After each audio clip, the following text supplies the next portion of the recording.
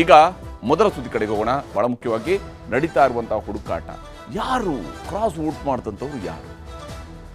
ಸುರೇಶ್ ಕುಮಾರ್ ಅವರು ಇವತ್ತು ಒಂದು ಪೋಸ್ಟ್ ಅನ್ನು ಮಾಡಿದರು. ಅದರಲ್ಲಿ ಅವರು ಹೇಳ್ತಾರೆ, ಅಲಾರಂ, ನಾವು ಚಿಕ್ಕದಿದ್ದಾಗ ಅಲಾರಂ ಹೆಂಗೆ ಆಗ್ತಿತ್ತು ಅನ್ನೋದ್ರ ಬಗ್ಗೆ ಅವರು ಹೇಳಿದ್ದಾರೆ. ಆ ಅಲಾರಾಮ್ನ ಹೆಂಗೆ ಬಳಕೆ ಮಾಡಿಕೊಡ್ತಾರೆ, ಅದನ್ನು ಹಾಗೆಯೇ ಅಲಾರಾಮ್ ಆದರೂ ಕೂಡ ಅದನ್ನು ಒತ್ತಿ ಮಲ್ಕೊಳ್ಳುವಂಥವ್ರು ಕೂಡ ಇರ್ತಾರೆ. ಈಗ ಬಾರಿಸಿರುವಂಥದ್ದು ಕೂಡ ಅಂಥದ್ದೇ ರಾಜಕೀಯದ ಅಲಾರಾಮ್ ಅಂತ ಹೇಳಿ ಪಕ್ಷದ ನಾಯಕತ್ವ ಈ ಅಲಾರಾಮ್ಗೆ ಎಚ್ಚೆತ್ತುಕೊಳ್ಳಲೇಬೇಕು ಅನ್ನೋದನ್ನು ಹೇಳ್ತಾರೆ. ಅಷ್ಟರ ಮಟ್ಟಿಗೆ ಭಾರತೀಯ ಜನತಾ ಪಕ್ಷದಲ್ಲಿ ಈ ಕ್ರಾಸ್ ವೋಟಿಂಗ್ ಅನ್ನುವಂಥದ್ದು ಬಹಳ ದೊಡ್ಡ ಅಲೆಗಳನ್ನು ಸೃಷ್ಟಿಸಿದೆ. ಮಾಜಿ ಸಂಸದರೊಬ್ಬರು ಪತ್ರವನ್ನು ಬರೆದು, ನೋಡಿ ನೀವು ಹಿಂದೆ ಬಹಿರಂಗವಾಗಿ ಅಧಿಕೃತ ಅಭ್ಯರ್ಥಿಗಳ ವಿರುದ್ಧ ಕೆಲಸ ಮಾಡಿದಂಥವರ ವಿರುದ್ಧ ಕ್ರಮ ಕೈಗೊಳ್ಳದೇ ಇದ್ದದರ ಪರಿಣಾಮ ಇವತ್ತು ಹಿಂಗಾಗ್ತಿದೆ ಅಂತ ಹೇಳ್ತಾರೆ. ಇದು ಬಿಜೆಪಿಯ ಪಾಲಿಗೆ 2 ಸ್ಥಾನಗಳನ್ನು ಗೆದ್ದುಕೊಂಡಿದ್ದಾರೆ. ಆದರೆ ಇದು ಅಕ್ಷರಶಃ ಬಿಜೆಪಿಯ ಪಾಲಿನ ಸೋಲು ಕೂಡ ಆಗಿದೆ. ಯಾಕಂದರೆ ನಾಯಕತ್ವದ ಸೋಲಾಗಿದೆ ಇಲ್ಲಿ. ಇದೇ ಕಾರಣಕ್ಕಾಗಿ ಈಗ ಹುಡುಕಾಟ ನಡೀತಾ ಇದೆ, ಯಾರಿವರು ಅಂತ ಹೇಳಿ. ವರದಿ ನಿಮ್ಗೆ ತೋರಿಸಿ.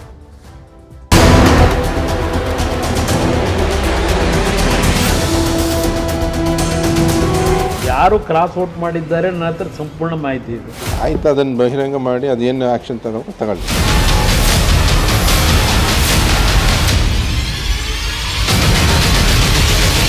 ಇಂಥ ಕದಿಮರಿಗೆ ಬಲಿ ಹಾಕಕ್ಕೆ ಸಮಯ ಇದೆ. ರಾಜಕೀಯವಾಗಿ ಅವ್ರ ಜೀವನ ಅಂತ್ಯ ಆಗ್ತೈತೆ. ಯಾರು ಮೀರ್ ಸಾಧಕರುಗಳಿದ್ದಾರೆ ನಮ್ಮ ಪಾರ್ಟಿನಲ್ಲಿ, ಅದನ್ನು ಪಕ್ಷ ಖಂಡಿತವಾಗಿ ಗಂಭೀರವಾಗಿ ತೆಗೆದುಕೊಳ್ತದೆ. ರಾಜ್ಯ ವಿಧಾನಸಭೆಯಿಂದ ವಿಧಾನ ಪರಿಷತ್ನ 7 ಸ್ಥಾನಗಳಿಗೆ ನಡೆದ ಚುನಾವಣೆಯಲ್ಲಿ ಕಾಂಗ್ರೆಸ್ನ 5 ಅಭ್ಯರ್ಥಿಗಳು ಗೆದ್ದಿರೋದು ಮೈತ್ರಿ ಪಕ್ಷಗಳಲ್ಲಿ ಭಾರೀ ಸಂಚಲನವನ್ನೇ ಸೃಷ್ಟಿಸಿದೆ. ಬಿಜೆಪಿ, ಜೆಡಿಎಸ್ ಎರಡೂ ಪಕ್ಷಗಳಿಂದಲೂ ಕ್ರಾಸ್ ವೋಟಿಂಗ್ ಆಗಿದೆ. ಇದು ಅರಗಿಸಿಕೊಳ್ಳಲಾಗದ ತುತ್ತಾಗಿದೆ.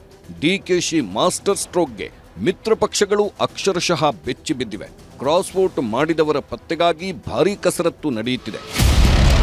ಮಲ್ಲೇಶ್ವರಂನಲ್ಲಿರುವ ಬಿಜೆಪಿ ಕಚೇರಿಯಲ್ಲಿ ಆರ್ ಅಶೋಕ್ ಹಾಗೂ ವಿಜಯೇಂದ್ರ ದಿನವಿಡೀ ಸಭೆ ಮಾಡಿದ್ರು. ಕ್ರಾಸ್ ವೋಟಿಂಗ್ ಬಗ್ಗೆ ಶಾಸಕರಿಂದ ಮಾಹಿತಿ ಪಡೆದರು.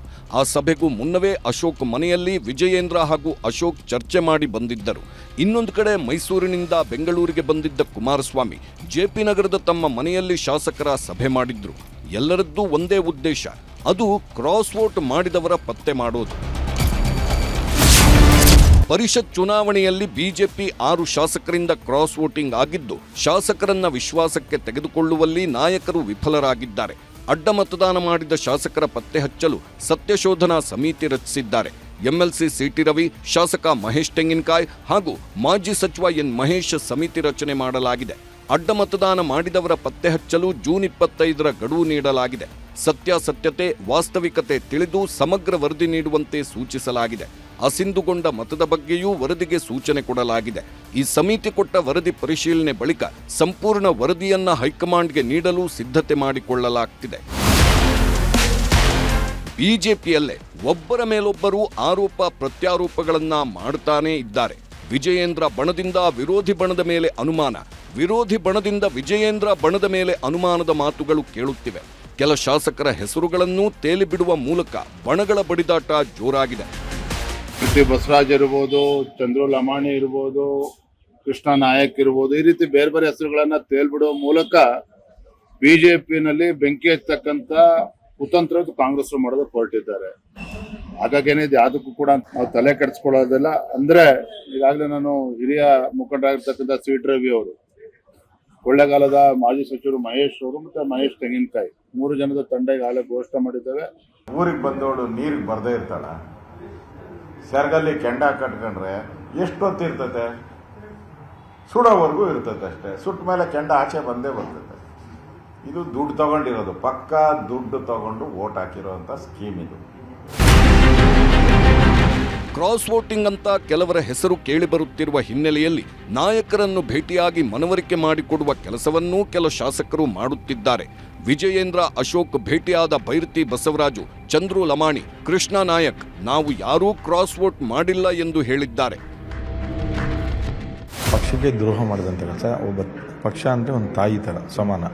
ಆ ತಾಯಿಗೆ ನಾವು ಇಲ್ಲೋ ಒಂದು ಕಡೆ ದ್ರೋಹ ಮಾಡ್ದಂಗೆ. ಸೊ ಅಂಥವ್ರು ಯಾರೇ ಮಾಡಿದ್ರು ಕೂಡ ಅದು ಖಂಡಿತವಾಗಿ ನಾನು ಕೂಡ ಅವ್ರನ್ನ ಕ್ಷಮಿಸಲ್ಲ. ಯಾಕಂದರೆ ಅದು ಅಕ್ಷಮ ಅಪರಾಧ. ಪರಿಷತ್ತಿನ ಚುನಾವಣೆಯಲ್ಲಿ ಏನು ಈ ಗೊಂದಲಗಳು ಮಾಧ್ಯಮದಲ್ಲಿ ಯಾವುದೇ ಕಾರಣಕ್ಕೂ ವಿಷಯ ಗೊತ್ತಿಲ್ಲದೇ ನಮ್ಮ ಅಧಿಕೃತವಾಗಿ ಭಾರತೀಯ ಜನತಾ ಪಾರ್ಟಿಯಿಂದ ಪಟ್ಟಿಯನ್ನು ಕೊಡೋಕ್ಕಿಂತ ಮುಂಚೆನೇ ದಯವಿಟ್ಟು ಅದನ್ನು ಹರಿದಿಡಬೇಡಿ. ಕೃಷ್ಣ ನಾಯಕ್ ಮತ್ತು ಚಂದ್ರ ಲಂಬಾಣಿ ಅವರು ಅವರಿಗೆ ವೋಟ್ ಮಾಡಲಿಕ್ಕೇನೆ ಆ ಪಟ್ಟಿಯಲ್ಲಿ ನಾವಿಲ್ಲ, ಮತ್ತು ನಮಗೆ ND ಅಭ್ಯರ್ಥಿಗೆ ವೋಟ್ ಮಾಡಲಿಕ್ಕೆ ಪಟ್ಟಿಯಲ್ಲಿ ಸೇರಿಸಿದ್ರು. ಹಾಗಾಗಿ ಈ ರೀತಿಯ ತಪ್ಪು ಸಂದೇಶಗಳು ಹೋಗಬಾರ್ದಂತ. ಇನ್ನು ನಿನ್ನೆ ಮತದಾನಕ್ಕೆ ಲೇಟಾಗಿ ಬಂದಿದ್ದವರು ಬೇಲೂರು ಶಾಸಕ HK ಸುರೇಶ್ ಕ್ರಾಸ್ ವೋಟ್ ಮಾಡಿದ್ರಾ ಎಂಬ ಚರ್ಚೆಗಳು ಶುರುವಾಗಿದ್ವು. ಈ ಬೆನ್ನಲ್ಲೇ ವಿಜಯೇಂದ್ರಗೆ ಪತ್ರ ಬರೆದಿರುವ ಸುರೇಶ್ ಯಾವುದೇ ಕ್ರಾಸ್ ವೋಟ್ ಮಾಡಿಲ್ಲ ಎಂದು ಸ್ಪಷ್ಟಪಡಿಸಿದ್ರು. ಭಾರತೀಯ ಜನತಾ ಪಕ್ಷ ಅಂದರೆ ಒಂದು ಶಿಸ್ತಿನ ಪಕ್ಷ.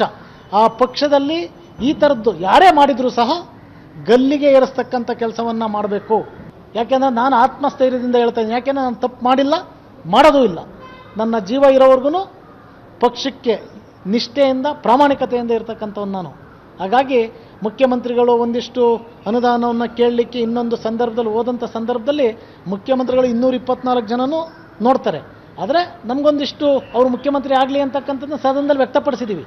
ಭಾವಿ ಮುಖ್ಯಮಂತ್ರಿಗಳು ಅಂತಕ್ಕಂಥ ವ್ಯಕ್ತಪಡಿಸಿದ್ದೀವಿ. ಅದಕ್ಕೋಸ್ಕರ ಈ ರೀತಿಯ ಅಪವಾದನೆಯನ್ನು ಮಾಡ್ತಕ್ಕಂಥದ್ದು, ಈ ರೀತಿಯ ಅವಮಾನವನ್ನು ಮಾಡ್ತಕ್ಕಂಥದ್ದು ಇದು ಅಲ್ಲ ಸಲ್ಲದ.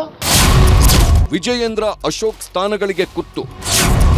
ಜೂನ್ 23ಕ್ಕೆ ದೆಹಲಿಗೆ ಬರುವಂತೆ ಬುಲಾವ್. ಕ್ರಾಸ್ ಮಾಡಿದವರ ವಿವರದೊಂದಿಗೆ ದೆಹಲಿಗೆ.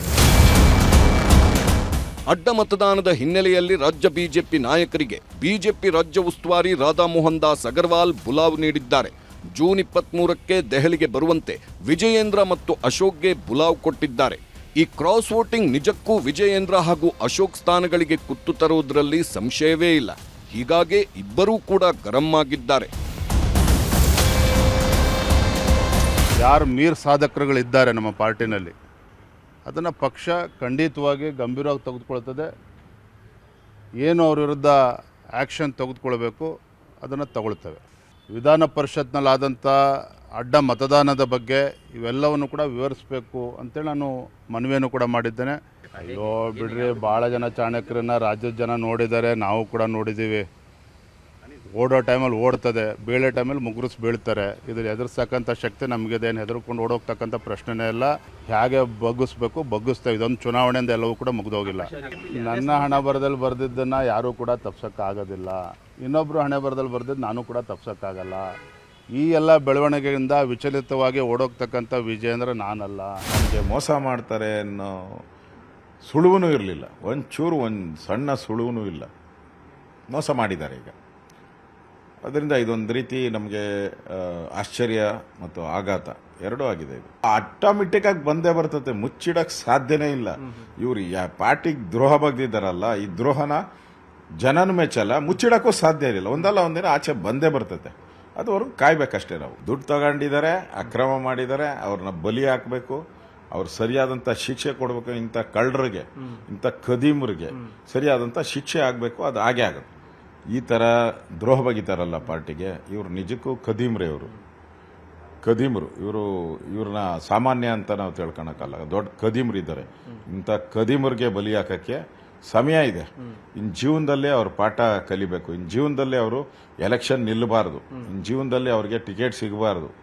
ಅವ್ರ ಜೀವನದಲ್ಲಿ ಗೆಲ್ಲಬಾರ್ದು. ಅವ್ರ ಜೀವನ ಅಂತ್ಯ ಅಂದರೆ ರಾಜಕೀಯವಾಗಿ ಅವ್ರ ಜೀವನ ಅಂತ್ಯ ಆಗ್ತೈತೆ. ಆ ರೀತಿ ಕೆಲಸವನ್ನ ನಾವು ಮಾಡ್ತೀವಿ. ಈ ಮಧ್ಯೆ ಅಡ್ಡ ಮತದಾನ ಮಾಡಿದ ಬಿಜೆಪಿ ಶಾಸಕರ ವಿರುದ್ಧ ಕ್ರಮಕ್ಕೆ ಪಕ್ಷದೊಳಗಿಂದಲೇ ಒತ್ತಾಯಗಳು ಕೇಳಿಬರುತ್ತಿವೆ.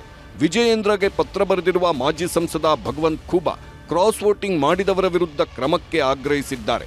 ಹಾಗೆ ಪಕ್ಷಕ್ಕೆ ಇದೊಂದು ಎಚ್ಚರಿಕೆಯ ಗಂಟೆ ಅನ್ನೋದನ್ನು ನಾಯಕರು ಮನವರಿಕೆ ಮಾಡಿಕೊಡುವ ಕೆಲಸ ಮಾಡಿದ್ದಾರೆ.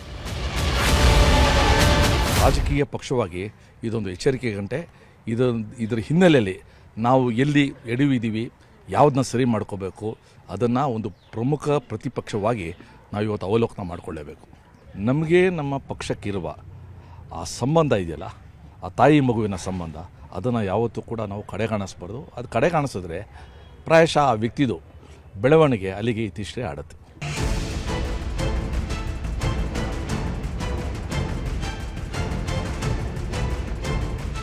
ಇನ್ನೊಂದು ಕಡೆ ಡಿಕೆ ಶಿವಕುಮಾರ್ ಚದುರಂಗದಾಟದಲ್ಲಿ ಸೋತಿರುವ ಜೆಡಿಎಸ್ ಕೂಡ ಸೋಲಿನಿಂದ ಆಚೆ ಬಂದಿಲ್ಲ.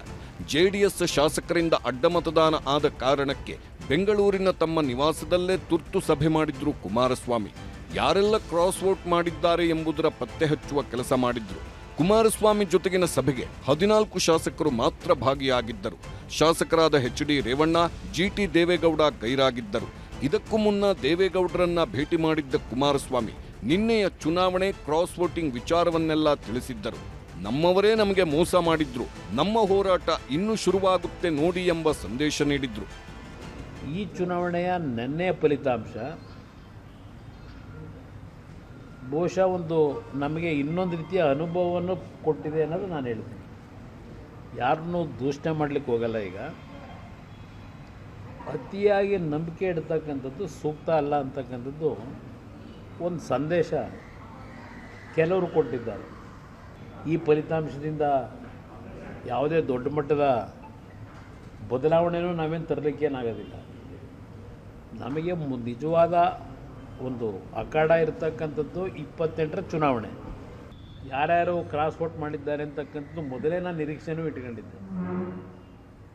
ಅದು ಯಾರಿಂದ ಹೋಗುತ್ತೆ ಅಂತ ಇದೆ. ನಾನು ಯಾರಿಗೂ ಹೊಸಬ್ರು ಬರ್ತಾರೆ. ಅದೇ ಜನ್ಜಿ ಅಂತ ಈಗ ಹೊಸದಾಗಿ ಶುರುವಾಗಿದೆಯಲ್ಲ, ಬಹಳ ಜನ ಬರ್ತಾರೆ. ಅವ್ರ ಹೆಸರು ಎತ್ತಲೇಬೇಡಿ ಬಿಡಿ, ನನ್ನ ಹತ್ರ ಅವ್ರ ಹೆಸರೇ ತರಬೇಡಿ. ಇನ್ನು ಮುಂದಕ್ಕೆ ನನ್ನ ಹೋರಾಟ ಪ್ರಾರಂಭ ಆಗುತ್ತೆ. ಏನೇನು ನಡೀತಿದೆ ಅನ್ನೋದು ಗೊತ್ತಿದೆ ನನಗೆ. ಈ ಮಧ್ಯೆ ನಿನ್ನೆಯ ಸೋಲಿನ ಬಗ್ಗೆ ಗೋವಿಂದರಾಜು ನೋವಿನ ಮಾತನ್ನಾಡಿದರು.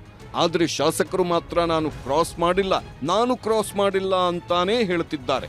ಕಾಂಗ್ರೆಸ್ಸಲ್ಲಿ ನಮ್ಮಲ್ಲಿ ಇದ್ದವರೇ ಭಾಳ ಸುಮಾರು ಜನ ಅಲ್ಲಿರೋದ್ರಿಂದ ನಮಗೊಂದು 2 ಮತ ಬರ್ಬೋದು ಅನ್ನೋ ನಿರೀಕ್ಷೆ ಇತ್ತು. ಆದರೂ ಸಹ ನಮಗೆ ನಿನ್ನೆಯಿಂದ ಭಾಳ ನೋವಾಗಿದೆ. ನೋವಾಗಿರೋದು ನಾನು ಸೋತಿದ್ದಕ್ಕಲ್ಲ, ನಮ್ಮ ಪಕ್ಷದಲ್ಲಿ ಏನೋ ಒಂದು 4-5 ಮತ ನಮಗೆ ಬಂದಿಲ್ಲ. ಅದ್ರ ಬಗ್ಗೆ ಒಂದು ಸಾರಿ ಎಲ್ಲರೂ ಸೇರಿ ಆತ್ಮಾವಲೋಕನ ಮಾಡಿಕೊಳ್ಳೋ ಅವಶ್ಯಕತೆ ಇದೆ.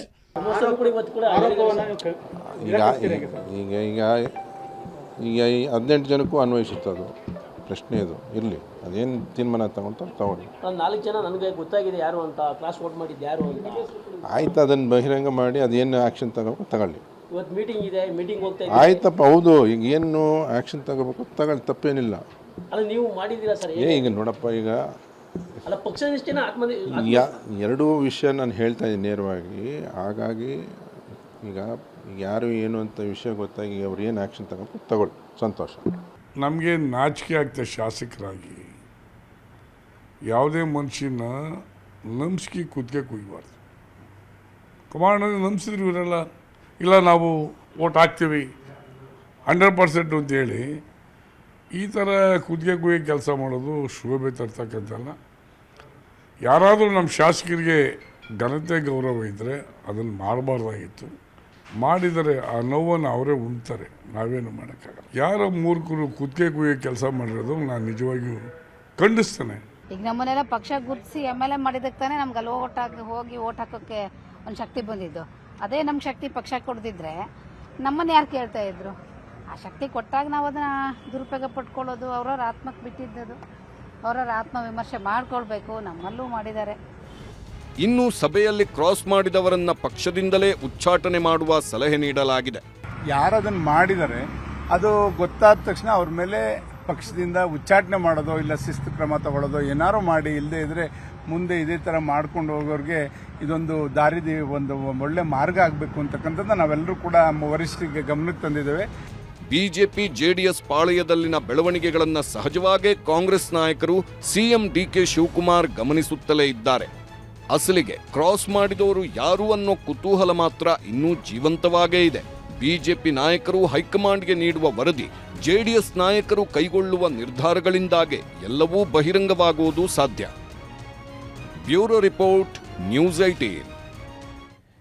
ಇಷ್ಟಕ್ಕೂ ಇಲ್ಲಿ ನಾವು ಕ್ರಮ ಕೈಗೊಳ್ತೀವಿ, ಹಾಗೆ ಮಾಡ್ತೀವಿ, ಹೀಗೆ ಮಾಡ್ತೀವಿ ಅಂತ ಹೇಳ್ತಿದಾರಲ್ಲ, ವಾಸ್ತವವಾಗಿ ಏನಾಗುತ್ತೆ ಅಂದರೆ ಒಂದಿಷ್ಟು ಜನ ಅನುಮಾನಿತರ ಪಟ್ಟಿಯನ್ನು ಮಾಡ್ಕೊಳ್ತಾರೆ. ಆ ಅನುಮಾನಿತರನ್ನ ವಿಚಾರಣೆ ಮಾಡಬಹುದೇ ಹೊರತು ಎಕ್ಸಾಕ್ಟ್ಲಿ ಇವರೇ ಹಾಕಿದ್ದಾರೆ ಅಂತ ಸಾಬೀತುಪಡಿಸ್ಕೊಳ್ಳೋದಕ್ಕೆ ಆಗೋದಿಲ್ಲ. ಅದು ಕಷ್ಟ ಸಾಧ್ಯ ಆಗುತ್ತೆ. ಹಾಗಾಗಿ ಯಾವ ಆ್ಯಕ್ಷನನ್ನು ತೆಗೆದುಕೊಳ್ತಾರೆ, ಯಾವ ಸ್ವರೂಪದಲ್ಲಿ ಆ್ಯಕ್ಷನನ್ನು ತೆಗೆದುಕೊಳ್ತಾರೆ ಅನ್ನೋದನ್ನು ನೋಡಬೇಕು.